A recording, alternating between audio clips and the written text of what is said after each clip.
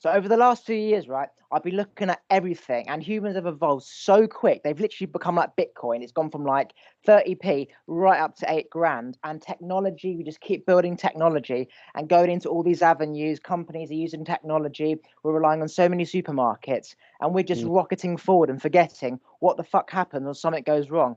What happens when the Wi-Fi and the 3G goes down, or supermarkets can't stock up as quickly, or the roads suddenly collapse due to the tarmac melting? What the hell do we do when that happens? When we've depended on so many people that way, we're forgetting like what happens that way. Yeah, and I totally agree. And I've always thought that, there's a danger of going into this whole technological era of AI, where suddenly AI is basically controlling everything for us. So we forget how to function because we take technology for granted so much. I mean, you've only got to get in the car and basically your sat nav's on, it's telling you where to go and where not. I was out for a run the other day. I mean, I'm guilty of it. I went for a run and I had my music on, and the next thing you know, some piece of AI is telling me to speed up because I'm not burning enough calories, slow down, this, that. And I think people start to rely on technology like that, don't they? Because instead of relying on people, we're becoming reliant on technology. What's happening is that even though we are adapting and we are benefiting from these technical stuff that companies make, all we're really doing is making ourselves more retarded and making companies more money. And yeah, it's good for the moment, and we can like click our fingers and Deliveroo turns up. But the enjoyment of getting ready to go out to pick up your takeaway from, say, Wagamama's, that excitement is not there anymore. Like, okay, let's get ready, get your shoes on, get your coat. You're in the car, you're in the restaurant, you see the smell, you see the staff. Now it's just like, where the fuck is this guy? He said he's supposed to be 4 minutes ago. There's no room for that 4 minutes. Like, he's a human, or he might have got lost, or he's relying on a stupid app and it's taking him to the wrong address. Everyone's becoming like, again, robotic, and it is sad because like our parent generation or my parents generation, they didn't really have any of this stuff, and life seems to be so enjoyable. They're planting their flowers, they're going on walks, they're just doing natural stuff, and now everything is just dependent on like one massive thing, and it's ruining what life is supposed to be about, which is just simply enjoyment.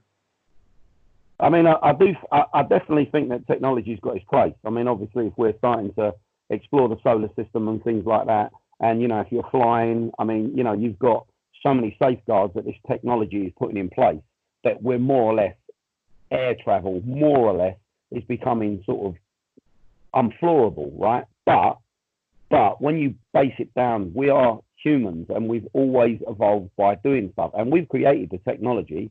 So I think we need to have fundamentals in our life, like you say, with things like Deliveroo and Pizza Express. I mean, you just pick up an app, bang, next thing you know, wine it there 2 minutes later, oh, this is cold, da da da.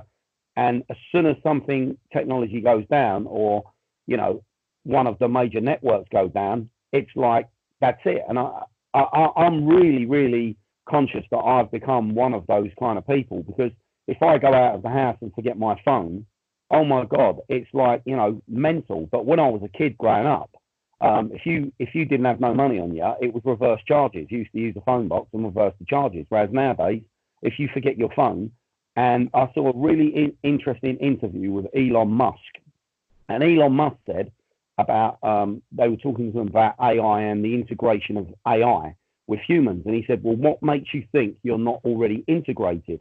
And they sort of said, "Well, we don't quite understand that." He said, "Take your iPhone. Your iPhone now is an extension of you. That is a piece of technology that you're integrated with. It thinks for you. It tells you when you're meant to be somewhere, what music you like. I mean, so realistically, we are already integrated with technology. We're there." Yeah, like everything that is created, like, for example, director is based on what's already in the mind, and it becomes a reality. And this phone has every one of our notes, all of our music, all of our friends, all of our pictures. It is an extended version of us. It's not like how we see it as it's a robot, but when you understand like AI about virtual reality, what's in your head becoming outwards, it is absolutely a robot. And I think it's not going to be long where contact lenses will be like a it'll be like a solar chip. So imagine like a contact lens, but it's your screen of your phone, and it streams what's on your phone to the contact lens. So you can look through and you'll see what's on your phone basically. Well, Google's already developed the glass, haven't they?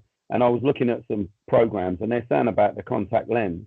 So basically, you'll have the contact lens in, like you're saying, and then if you're out and about, it will recognise somebody off Facebook, someone you're friends with, and it will keep integrating. And you can say record, you know, so when you're out and about, it'll be recording, upload to Facebook, whatever experience you've got, you will be integrating with technology. And I mean, when do we stop becoming humans? When do we stop that? Because if we're integrating with technology, surely our race has evolved to a different race. We're not the human race anymore. Well, we are, but I was looking at, you might have heard about, you know, there's been technology found like thousands of years ago, right? That we're like, oh my God, how could you create this? Like Steve Jobs made the iPhone 15 years ago. What is this? If you think about how quickly technology has evolved, pretty much in 20 years, you've gone from nothing to everything. And we're thinking, okay, are we the smartest humans around? Well, if we were, then yeah, that's where we are. But if you think, okay, maybe if we weren't the smartest humans, that makes sense, because if we've come this far in 20 years, humans have been around for thousands of years. It makes sense how that digital computer thing that was found at the bottom of the ocean or whatever, many, many years ago, could have been possible. Like, we can't be the smartest humans right now. Like Stonehenge, they use like vibrations of sound to like vibrate the rock. They found the frequency of the rock and they tuned into that frequency, and it started to vibrate and it started to move. Like, they didn't have tractors back then. So I'm thinking, after all of this, how quickly we've evolved. We must have done all this before, and we must have wiped ourselves out through, I don't know, flooding, flu, or something like that. Because it seems to be the same cycle of aliens. Okay, well, they're just humans years ago who went to space like us, and we're just doing the same thing. Yeah. And then we get wiped out. And like, I just don't think that this could be like the first time we've got to this level of intelligence. No, and I mean, you know, there's got to be a point where we get to where it's reset time, and it's something where we get to a point and we reset. We become too far advanced for our own selves, and as you say, destroy ourselves. And there's got to be something. I mean, I like looking into the past and all of the kind of artifacts and all of that kind of stuff that's all around, and there's some crazy stuff that's found. But equally, I do look at it from both sides, because some of the stuff they find, they say, yeah, that's really technology, you know, that's technology, this happened, that happened. And you look, and then when you look at the other side where someone says, well, actually, that weren't a rocket ship, that could be someone sitting upside down. And you look and you go, yeah, kind of.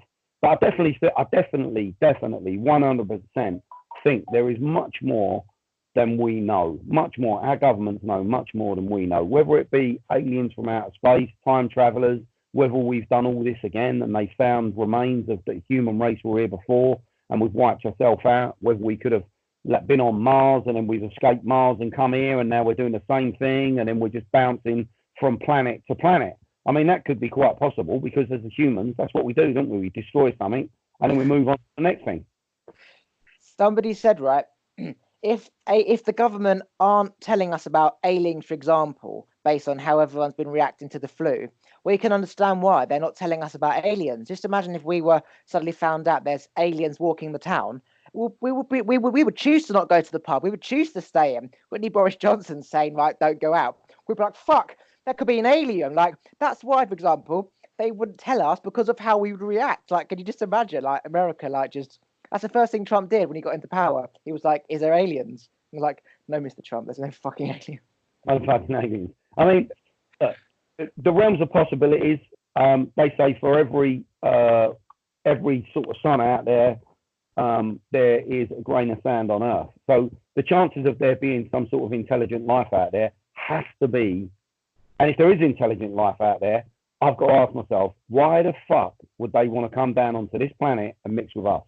We're running around, we're going mental, you know, we destroy each other, we go in and destroy countries, we just cause havoc in general. I'm not talking about everybody, I'm talking about in general, the human race just destroy stuff.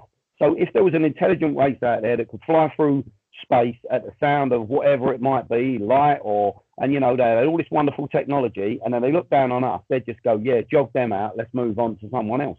Why would they suddenly come down here and take us over? If you look at, like, you know, as you said, humans just going into different countries and destroying things. That's no different to lots of nests in trees, right? And blackbirds or magpies going into each nest and like taking the chicks and eating them and causing havoc. And like it's the same thing, right? But just a different species. So if we are essentially doing what nature's always done, and you look at like wild lions going into other packs and taking, fighting and shit. Well, we're just doing what nature has always done. So really, it's not in our control. What do you reckon about that? It's just within us to destroy. Yeah, well, I think so. And we are a sentient animal, aren't we? We're intelligent and we're sentient. That's why we rule the earth. Otherwise, if there was another species more intelligent and more sentient than us, then basically they'd be ruling the shots because we have got primal instincts. I mean, you've only got to look at supermarkets when there's any sort of problem and people flock and just grab anything they can and they go back to primal instincts of fighting over a box of cornflakes or fight. But at the end of the day, I mean, to me, if there was going to be an announcement of, we've contacted alien life and, we're reaching out and we're trying to sort of build bridges, I think, not to touch on anything that's going on in the world at the moment, but I think a really good social experiment would be to see how the nation or how the whole world reacts. And the UK have just gone mental in going in and just like clearing out supermarkets and stuff. So I kind of guess we just revert back to primitive instincts. So if they said, oh, look, we've just met a race, they're coming down and yeah, cool, they're as good as gold. I think it would just cause pandemonium. People would panic. They wouldn't know what to do. They'd be giving up jobs. They'd be trying to clear out supermarkets. They'd be trying to get planes to other countries thinking they can get away from them. All sorts would go on. So you kind of half understand that, if there is, I don't think they're ever going to tell us, not yet. Yeah, that's it. The government is to serve and protect us. The protect is the crucial part. By not telling you something, they are doing you justice because of how people would react. But I was looking at this stuff on YouTube. They found like skulls that are really long, like really long skulls. Now, they could be, for example, the skulls of an orangutan because they have bigger heads. Or Yeah. they could be tribes people, like in the jungle, they stretch the skulls of people. So from birth, where the skull is still quite malleable, they like tighten it with like whatever, and it expands. Or that could be they could be alien skulls, for example, or just other types of human beings or other living things that we don't know exist. Have you seen those videos online where they find like these skulls, like really long skulls on the ground? Yeah, I have, yeah. And I've watched a lot of that stuff and a lot of the bits and pieces that say about, ancient aliens in elongated heads and things like that. And, I think in every sort of country, there is stories of the gods coming down from the stars, the Anunnaki, which they call them, and other bits and pieces. And that, flying discs in the sky, flying wheels. There must be something. There must be something around. I'll tell you what. I read a book of a guy called, I think his name's Van Draken, if I'm pronouncing it correct, and it was called Chariots of the Gods.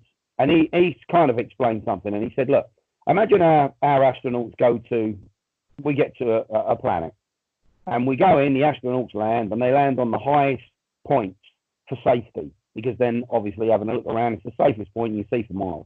And there's a primitive race knocking around. They're not great. They're just mooching about. No one's got any ideas or clues or anything. He didn't put it like this, by the way. This is me saying that. And then they set up their small choppers and they circle the planet in the choppers, having a look around, seeing what danger's around.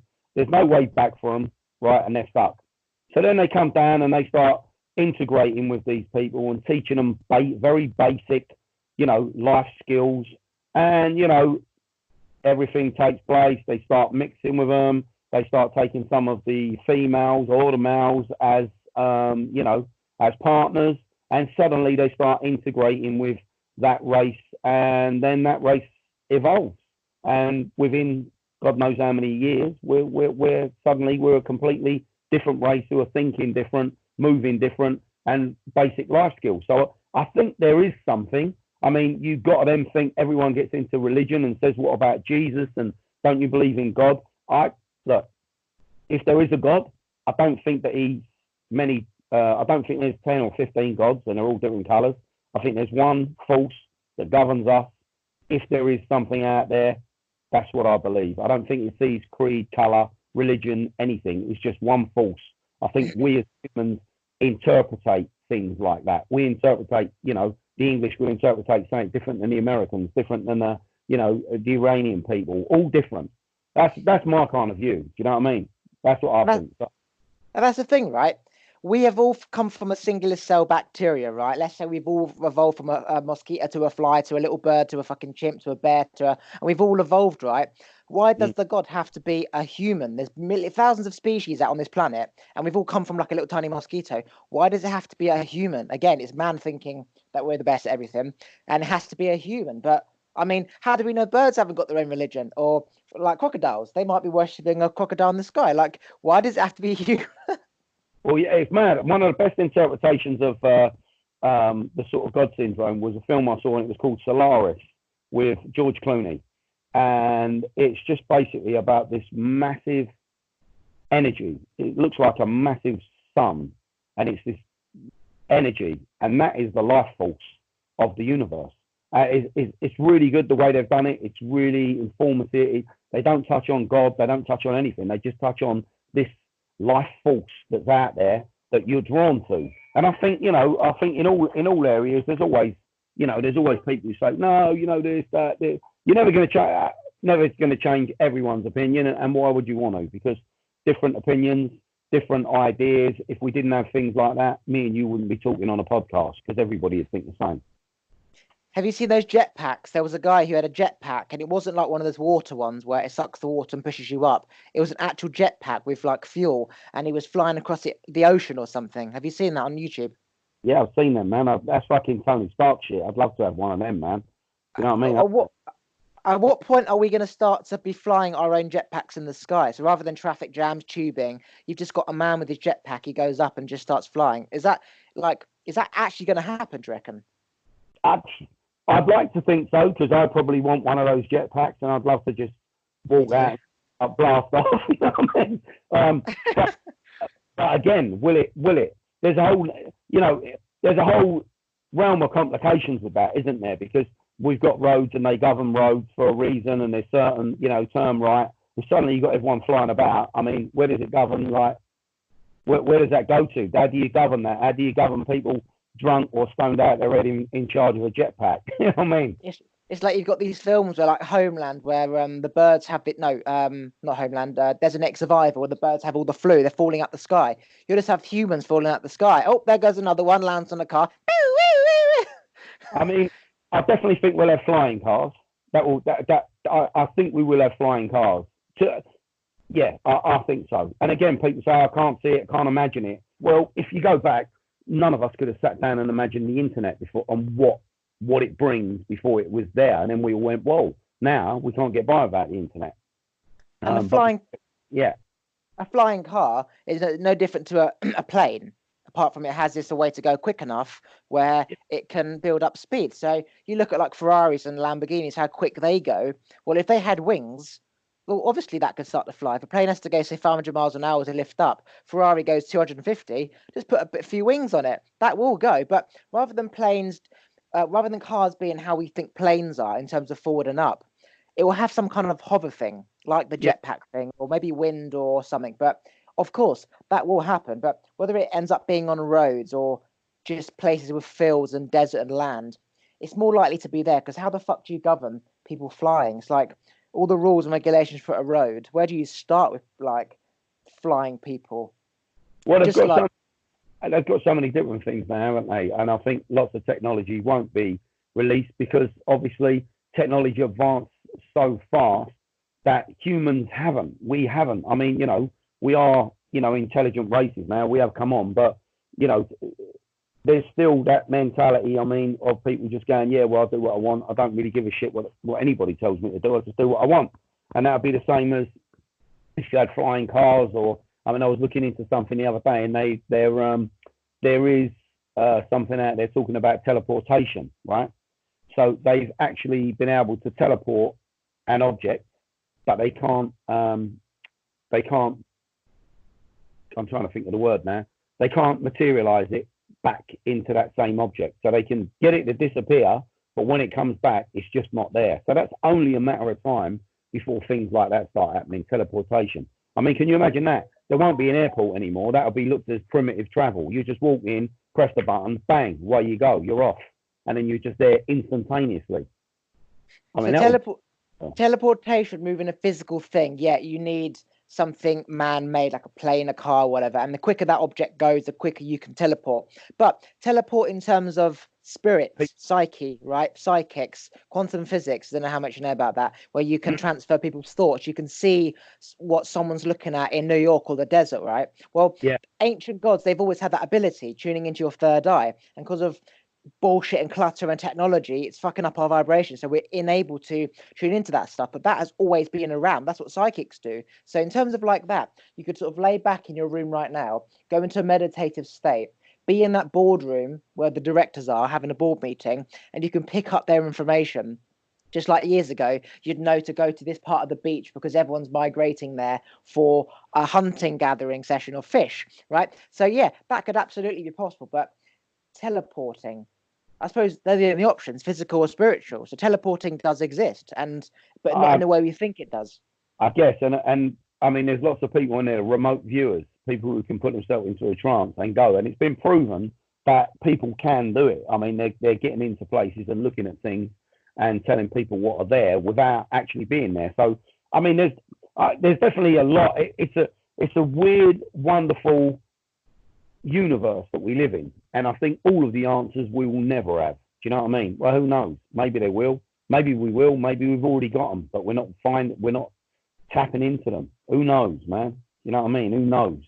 It's that one. We already have these powers that technology is doing because it's come from our consciousness anyway. We just don't realize. It's like creating medicine for a problem which nature can already heal itself. We don't understand, or people who profit don't want to believe that we already have our own ability to heal, because otherwise there'll be no money and then society wouldn't be as it is. But Darren Brown is a fine example of this ability to see stuff that isn't there. So I went and saw Darren Brown, an actual show, and he has to write, as a director, write how his whole thing is going to play out.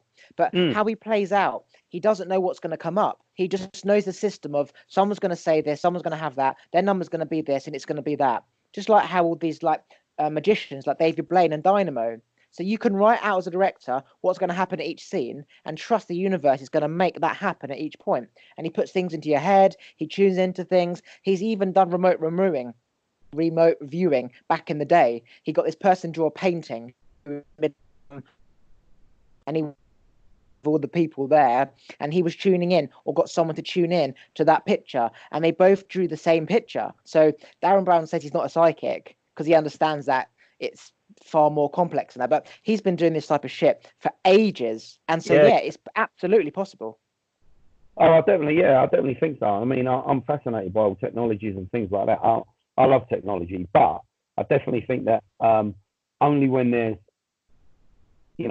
when something comes up do we realize that how much we rely on it and how much we should have a control over our own sort of destiny without a bit of AI or a bit of technology doing stuff. I mean, I've purposely took Facebook off of my phone. I only ever use Facebook for work anyway, but I've purposely taken Facebook off my phone. Now, because I've taken Facebook off my phone, I only pick my phone up when I'm sending a text or making a call. Other than that, I don't go on it, really. And other than that, people's hands are stuck, their phones stuck to their hand because they're constantly on Facebook. And Facebook is a false crutch, isn't it? Because people, you can use it as a social media tool to get in touch with people, but people sometimes put their whole life story on there. They say, oh, I've broken up with so-and-so and they've done this. And then all of these comments, and people actually think that people out there care. I don't think they do. I don't think people give a shit, because if someone gave a shit, they wouldn't be on Facebook. They'd be ringing you and asking if you're okay, or coming round to see if you're okay, not putting a comment on Facebook. Oh, darling, I hope you're okay. If you need anything, ring me. Well, what the fuck ain't you ringing? So in other words, go jog on. We've had enough of that shit, but if you need anything, give us a shout. Well, why put it on Facebook? Why not? If you see someone's distressed, ring them and say, look, man, are you all right? Or text them and say, are you okay? Do you need it? Do you need a chat or anything? And that's the thing, isn't it? That is the thing. That's the thing with Facebook and all these social media content, you know. And it's a big scaremongering because social media. I said this. I was gonna. I've got an idea with a producer that I work with, and we're gonna do something called the social media experiment. And I explained the concept to him, and he said, "Yeah, I really like the concept, but will people buy into it?" And I said, "People will buy into it because if today I took a picture of a lottery ticket and blacked out the numbers, and I put a picture up and I said, 'You're never going to guess what's happened to me. I have won £500,000. Lots of comments to go, yeah, right, jog on, blah, blah, blah. They'd all have a laugh.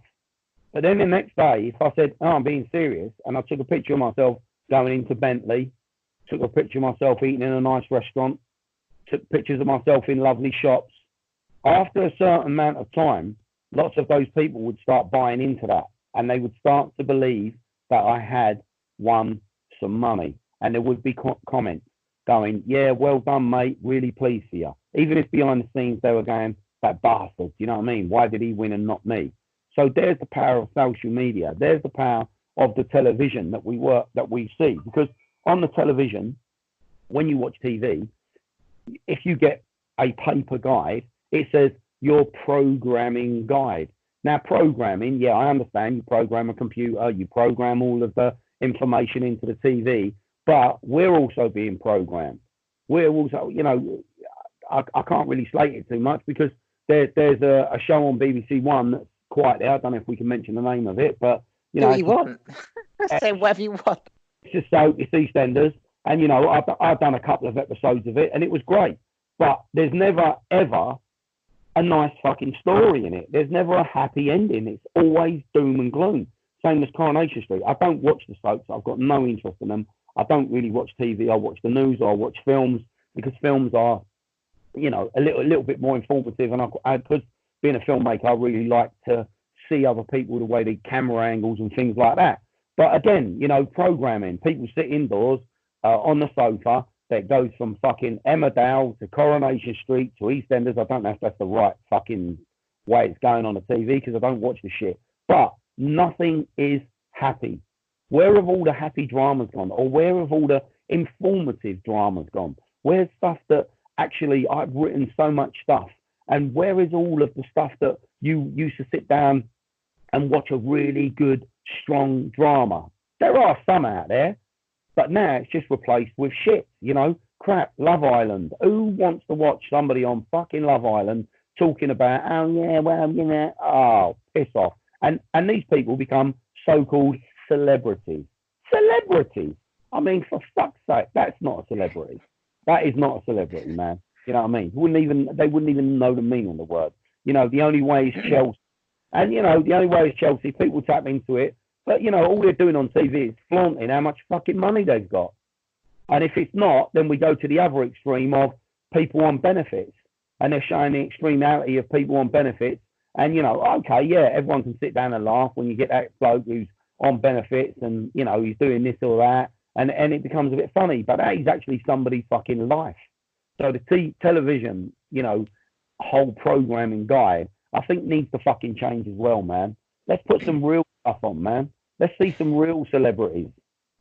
That's the thing, right? It becomes dangerous when you start just putting your thoughts out there and doing it to get a reaction, get an attention, see who gives a shit about you, rather than actually dealing with your problem. So if you're moaning about how the husband is always leaving the toilet seat up, well, that clearly is an issue for you. You need to sit down and have a conversation with him. Otherwise, it's going to end in divorce and your kids aren't going to have a father figure in the house. So stop telling all your fucking idiot friends on Facebook, also retarded, and getting a reaction. As you said, it becomes about reaction of who gives a shit. And I've actually studied this. I've seen people put their bollocks on social media. They get loads of likes. And because they get likes, they do it again about someone else.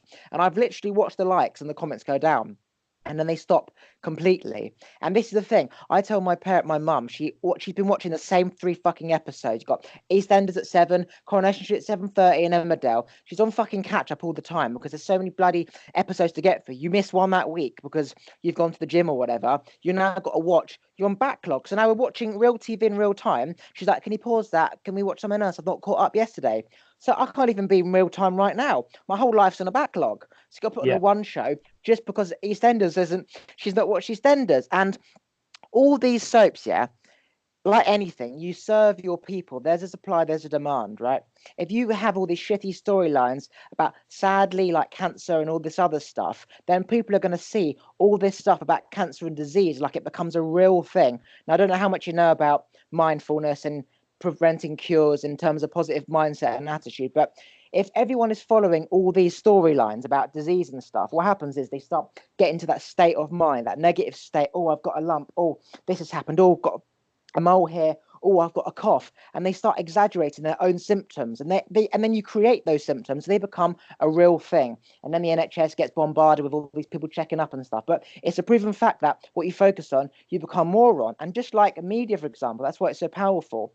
You serve the people. If they want to see certain things, you serve. But then the more they watch, the more they want to be told about it, and then the government and the media, they churn out that cycle again. And it's like, okay, no one's created this. There's no media conspiracy trying to control everyone. They're just serving the people. And it just so happens that when you say, look, I've got this crispy sausage roll. Oh, I like that. Oh, how many more have you got? I've got 5. Oh, give one to my mate. Now those 5 people also want a sausage roll. And I tell my parents, mum especially, Netflix have so many series on Netflix. You will be laughing. You'll be enjoying yourself. All this fucking bullshit storyline about fucking Philip's cancer story, diabetes. Yes, these are real issues to real people. But if you keep watching all this stuff, you're going to have diabetes. You're going to have cancer. You're going to have fucking dementia because that's all you're focusing on. You'll be looking at every fucking crook nanny of every squeak in your joint. Oh, need to take some more vitamins, and you will become that lifestyle. What happens is the programs they put out what people want to hear. So the more people with illnesses and disease and problems they fund out there, and it's like, yeah, we saved. I went to the checkup and I got diagnosed with cancer, but I got it quickly thanks to EastEnders, and so they put more episodes out there, and you're just funneling the same stuff you don't want to exist. If you stop watching these programs, go for walks, go for holidays, speak to people, go in nature, walk, meditate, paint, draw, walk the dog, go give your neighbor some jam. That is what's amazing stuff. It's going to make you feel good. You won't be watching this bollocks on TV, and you won't have time to go to the doctor to check your bollocks because it just won't exist because you'll be enjoying your life. And everyone's sitting watching all this bollocks on TV, like on Facebook, preaching about, oh, bloody, my neighbours are too noisy. Going around their house and tell them to shut the fuck up. Stop moaning about it. People just speak and they don't take action, just like with business. So many people are all talk. They're all talk. They want to hear the response of, if I had this idea, they want to see the reaction. Don't talk about the idea. Go and do it. Make the idea and let other people talk about it. That's the thing. Do the idea, make it a success, and let other people turn your camera around because it's the light was fucking up. Yeah. That's what people need to do is make something happen and then let other people talk about it instead of going through the same old shit. And people just talk crap. Oh, I'm going to do this, going to do that, going to do this, and it's a fucking cycle because all they do, they go round and round and round, Monday to Friday. Then Friday comes, out on the piss, and I'm not saying people can't go out and drink or do whatever they're going to do. Get fucking boozed up, talk a whole load of fucking shit. Saturday they do the same, Sunday do the same, Monday depressed as fuck because they've got to go back to work, and round and round and round they go all the time, round and round, round and round, round and round. I ain't got time for that shit, man. Do you know what I mean? I ain't got time for that shit. I find that it's you can't change it. For example, if we were to be like, okay, all you people watching these soaps, you're looking at all this stuff, it's making you depressed, these problems are occurring because you literally created them by what you focused on. If you took all these soaps away and were like, okay, you need to start doing this, going on walks, living your life, then society would collapse because society, the profits and the corporations need these people who follow. They need them to keep the corporations up, which means there'll be like no businesses, there'll be no shops, there'll be no jobs, and then these people are expected to like work for themselves to make money, but they haven't got the brain, the business brain, the entrepreneurial brain to do stuff, to work for themselves. So it's like Society has been created like this, and it just so happens that when the brain is dependent, it can't be independent. It's like you either follow or you lead. You either work shit out yourself or you don't. And it's not like, okay, we benefit through people working for us who follow, because if we try to lead somebody on film who's keep leading himself, it would be a fucking nightmare. I told you to do that, and he does something else. And then when you like look at all the other stuff like stress on the NHS and all the other problems with followers, and they got to tell them what to do, that causes a lot of shit and aggro. But then it's like, okay, well, if we made everyone like that, if you taught everyone in schools and kids how to set up a business and be entrepreneurs, you don't need stupid university, you can learn all your shit online, well, there'll be nobody working for anyone. So society wouldn't be as it is. So it's like you have to accept that this is the way it is. You can't moan about it because we need these people to work for us. It's like saying Europeans, they're all coming over. They're doing all the jobs that we don't want to do. So that's a good thing. But then how people moan about it, it's like you can't pick and choose. If they're working for you, then they're making you loads of money. But then you moan about how they're whatever the fuck, taking over the place. There's no middle ground. It's just you have to keep adapting, like the technology thing. We've gone so far that you can't go back, and it's like you just have to keep going. You keep moving forward, yeah. Oh yeah, definitely. I mean, that is a definite. I mean, I was watching that, and they said that Elon Musk is going to start offering trips out to the moon. So basically, you can jump on one of his starships, go out to the moon, come back again. And everyone's like, fucking hell, man, I wouldn't do that. And I'm like, what the fuck? I'd definitely do that, man. Absolutely. If I had the money, I'd definitely be on that. What? Just to go out and see what's out there. Whether they get to that point or not, I don't know. Because then you're going to the whole conspiracy theory again of there's, UFOs visiting us in and out, going round. And, if that was the case, you might sort of like see something on your way out. But I would definitely have a go at that. Of course. I mean, fucking hell. I mean, technology. This is what I can't understand as well about NASA. NASA's meant to be one of the the leading space organization, or they were. And now Elon Musk has set up SpaceX. He's almost overtaken them. They're actually having to give him contracts to do shit that they can't do. And I'm like, hang on, this is the fucking, this is NASA we're talking about. The people who put people on the moon, or, again, that's a debate. People go, didn't go to the moon. I'm like, yeah, whatever. I mean, I don't know. I don't want to get into who went to the fucking moon, who don't, man. Do you know what I mean?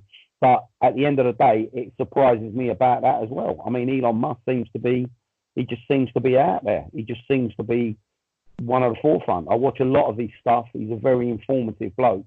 His mind is, I think, working at a fucking quantum mindset. I think that he's so intelligent. I saw him on a Joe Rogan Experience, and he was smoking spliff, and they were like, and he said, I've got to smoke spliff so that my brain slows down to a normal function. So he smokes marijuana to get out of his head, to focus, to bring himself down to the level where he can chat, that we would chat at. I mean, can you imagine that? I mean, imagine having that sort of a brain. I mean, fuck. Oh. That's the thing, right? You see like the Kobe Bryant thing where the helicopter just crashed. And then you see like how flu can literally kill us off in a second. You look at flooding in a house and stuff like that. If all these other things on this earth could easily wipe us out at any point, then going on a flight to space, it's the same risk. It's just like 50-50. You might make it, you might not. So it's like, if I'd rather die having gotten to space, for example, and then getting the flu than not going to space in case the plane crashes, and I fucking die of the flu anyway. It's like we've evolved this far. We might as well enjoy everything we have with limits. Like sitting on Facebook is all day. It's obviously not good for the soul, but using it to promote a business or whatever, fantastic. When I go out on walks, I purposely don't bring my phone. And I find that if you have your phone on you, because you've got your phone, your brain will be thinking about stuff that you can access through the phone.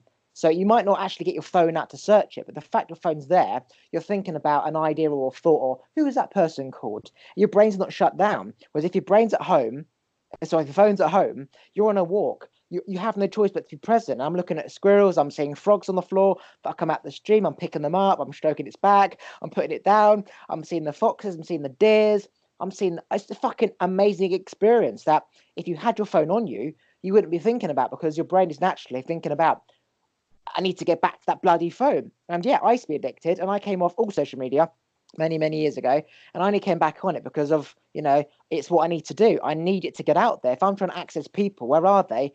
they're on their fucking phone. So how do I get those people? I need it, but I limit myself. So I do my podcast, I upload it, the phone goes back upstairs, and then I do my podcast on Thursday because I don't want to be continuously responding on this bloody phone, because you've got to be always on the phone, especially when everything's on the phone. So it's crazy. And I find that when you don't actually have your phone, you have this time to think about stuff you wouldn't be thinking about. And you do go into a meditative mindset where you tune into stuff and get creative ideas. Like when they say you're in a shower, that's when the best ideas come to you. Look, not to get into current situations that are happening at the moment in the world, but isn't it strange how everyone's on their phone? Everyone is going mental about being on Facebook, being on their phones, being on social media. And quite soon, that's all the fucking shit. Everyone's going to be living that reality that they will be on their phones and on social media constantly. That's all they're going to be doing. And it's fucking mental. I took Facebook off my phone purposely because that's all I was doing. Every 5 minutes, I would pick my phone up, see what's going on. And it's different because I've got many different friends on Facebook, and many different people who do stuff. But to be in a situation where sorry mate, something's just gone on with my computer here. I don't know what's going on. Can you move slightly away from the sun, because the sun's reflecting off the screen, and I can't really see whether you're black, white, Indian, Chinese. You just like a ghost. Can you see me now? Go somewhere where there's no light behind, because if it's possible. Yeah, much better. Speaking to Michael Jackson for a bit. Yeah. No, that is 100%, billion% better. Yeah. Oh right, yeah, there we go. I've got you now. Again, and every time I go on my phone, obviously I'm looking for an update to see if someone's responded to a post I put up with regard to work or something like that.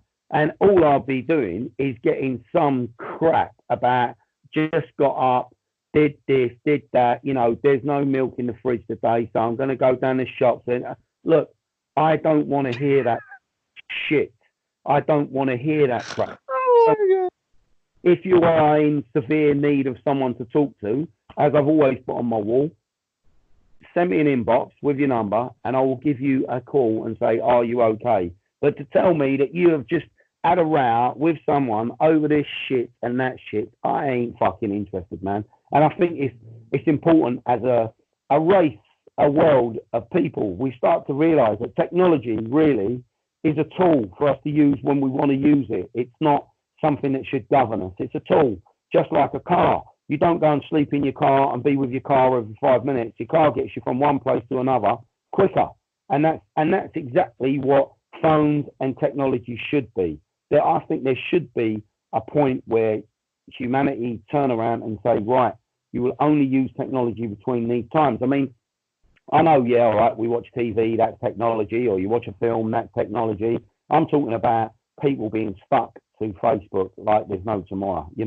Insta is another one. Every fucking minute someone's taking a picture of some shit that I just don't want to fucking hear about and putting it up there.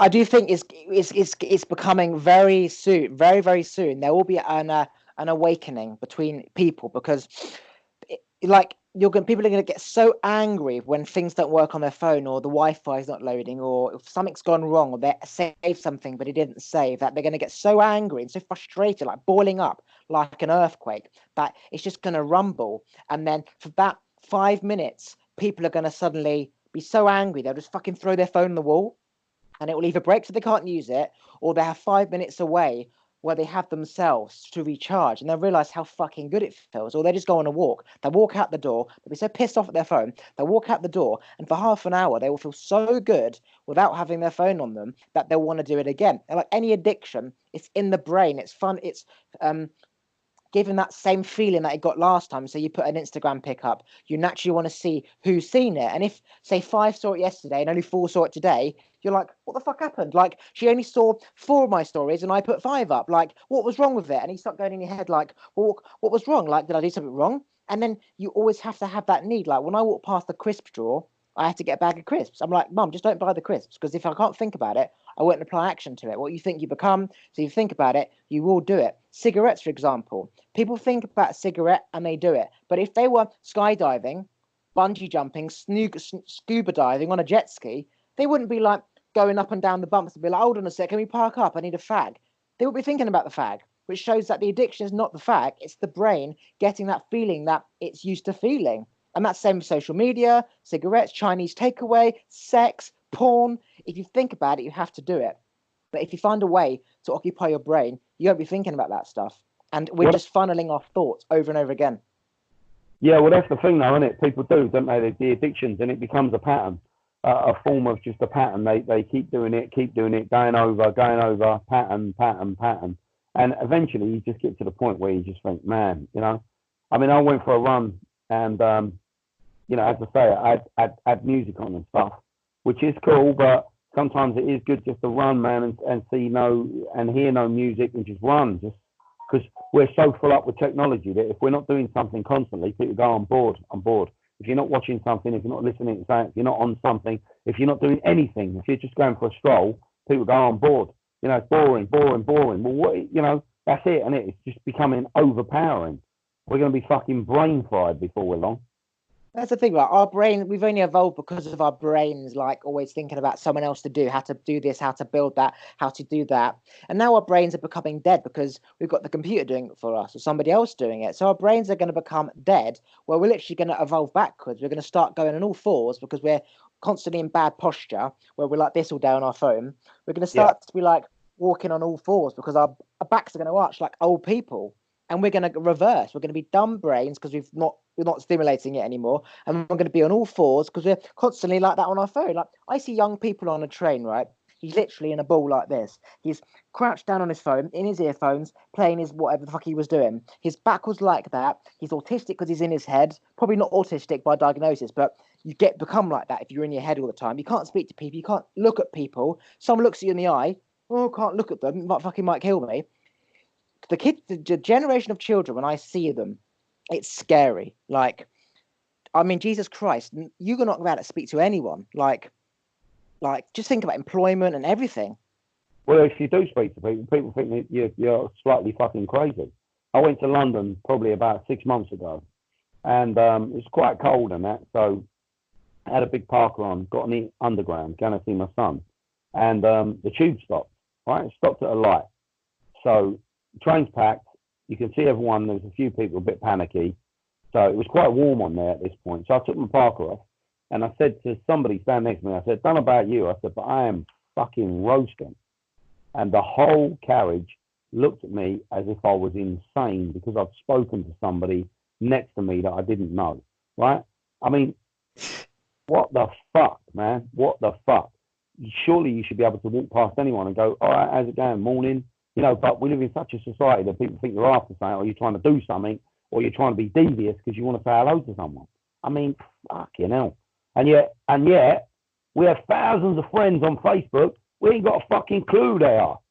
Yeah? People add you, oh, got another friend. Oh, we've got another friend. Oh, we've got another friend. Friend requests from people you don't even know and people add them. But walk down the street and say hello to someone, oh my God. That's not allowed. But add someone on Facebook, you ain't got a fucking clue they are. Oh yeah, that's quite acceptable. I moved to London about 8 months ago because, you know, the London hype of that's where it's all at. I realised that that's not where it's all at. The businesses where you see all the fame and shit, that's where it's at. But it's not like people that are around on the tube living this life you see online. And I started speaking to someone on the train and someone said to me, you're not from around here, are you? And I was like, no, I've just moved to London. She goes, what? I go, why? She goes, because you're speaking to people like it's what you do in London. People don't do that here. And I was like, oh, okay. So I'm thinking about the London hype and everyone's talking to each other. They're like, people just don't speak. And it's true. If you speak to somebody, they'll think you're after money, blowjob, or some fucking thing, rather than I just want to speak to you as a human being. And it is sad. I remember standing on the train. I look down the left, look down the right. Everyone's on their phone. Everyone's got their earphones in. You say hello. They literally think you're after something. And it's shocking. It is shocking. Like it's so sad. But we'll all have friends on Facebook we don't know. You know what I mean? And people will say happy birthday to someone on Facebook they don't know because Facebook will pop up and say, oh, it's so-and-so's birthday. And people will say happy birthday to them. They've never fucking met them in their life. they don't know who the fuck is at the end of that. Because again, it could be anybody. Because we put a picture up and we do stuff. It could be anyone. You could be friends with anybody. It could be your fucking next door neighbour who hates your fucking guts, who wants to see what you're up to. It could be an ex that's got it in for you. But we'll still add them and go, yep, my friend, yep. But go down the road and say, morning. And people go, oh, nutter. Yeah. I walk past somebody, I smile. They just look straight past me. I'm like, Jesus Christ. And it's like when I was younger, I was lost. And you think you have to go to Thailand to find yourself. And you're actually just in your bedroom. You're in your own head. You were always there.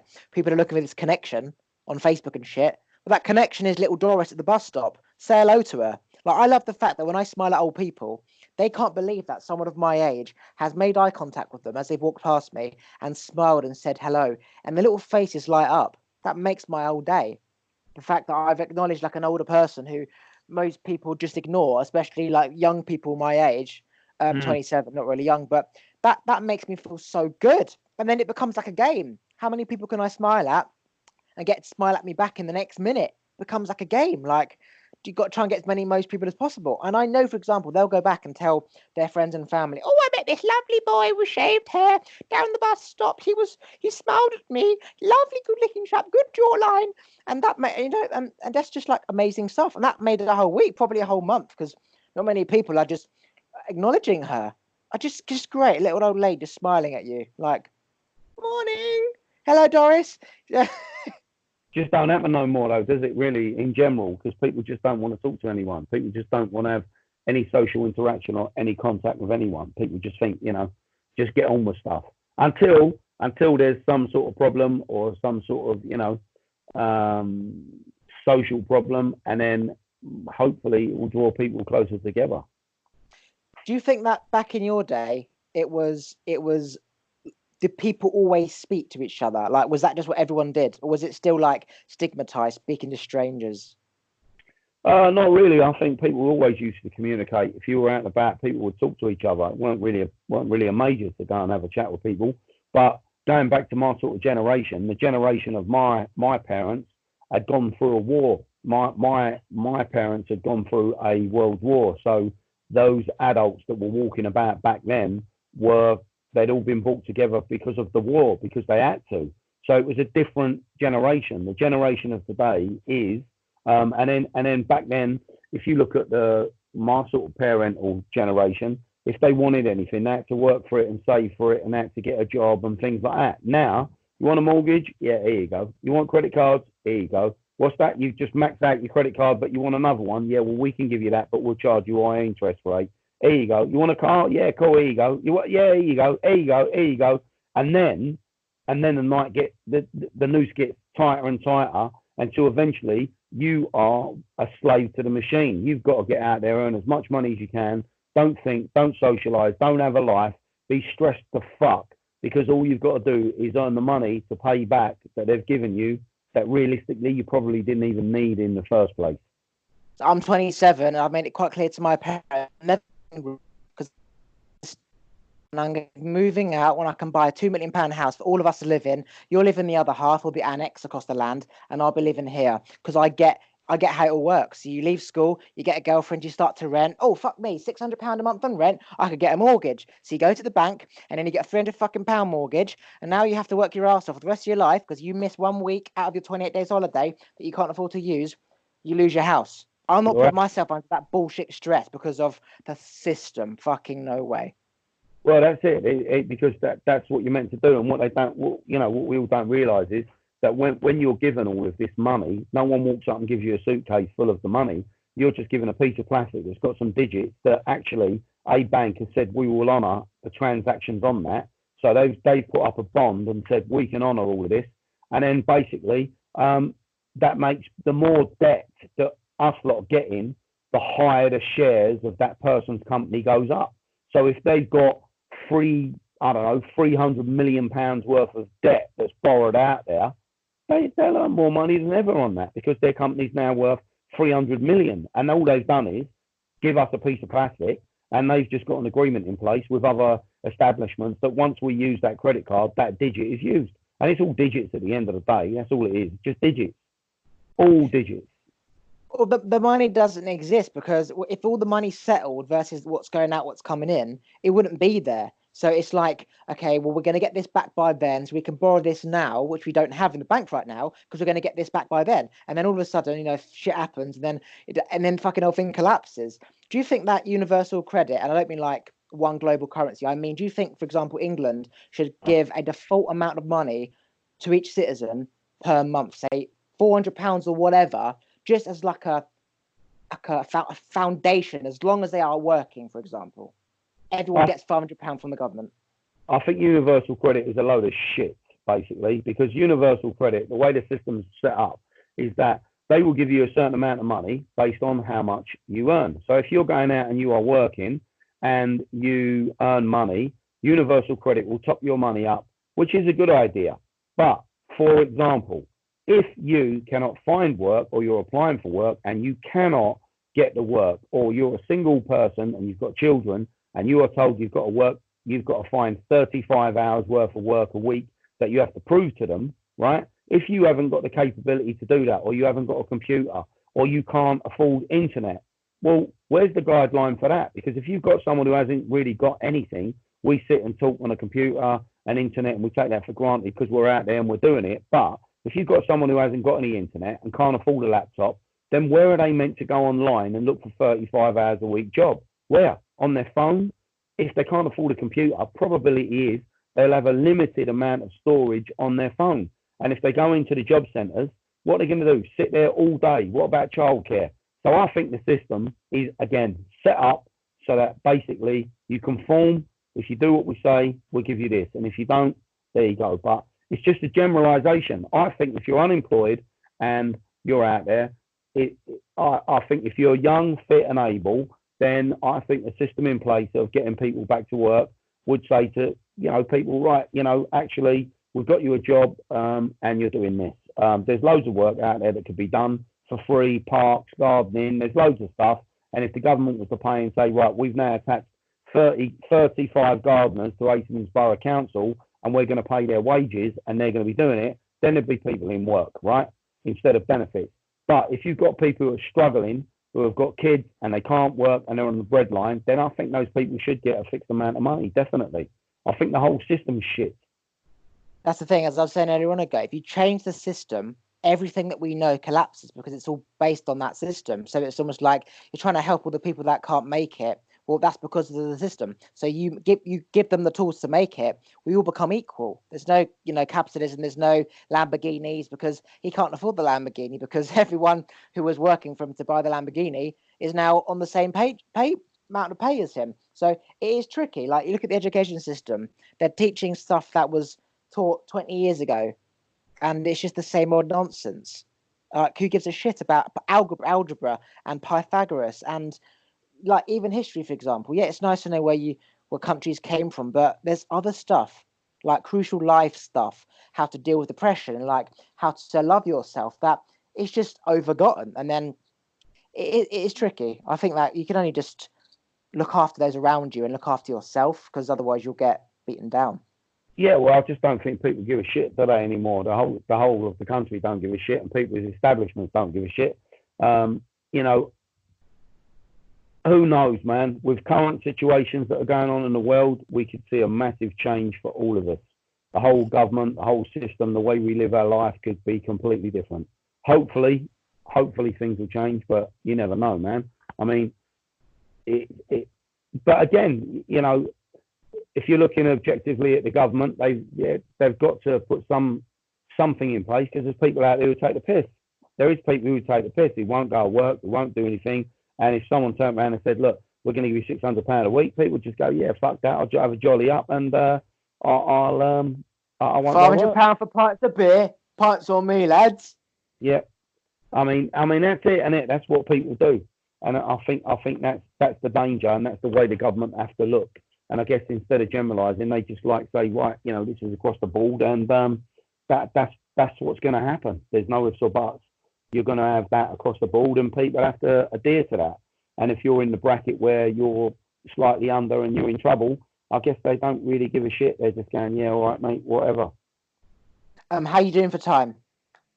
Yeah, I'm gonna have to sign off in a couple of minutes All because right, I've got. quickly plug anything you want to plug, any websites, social medias, whatever. What do I want to plug? Oh man, at the moment, Plug. yeah, plug nothing. Next time I'll plug some stuff, man.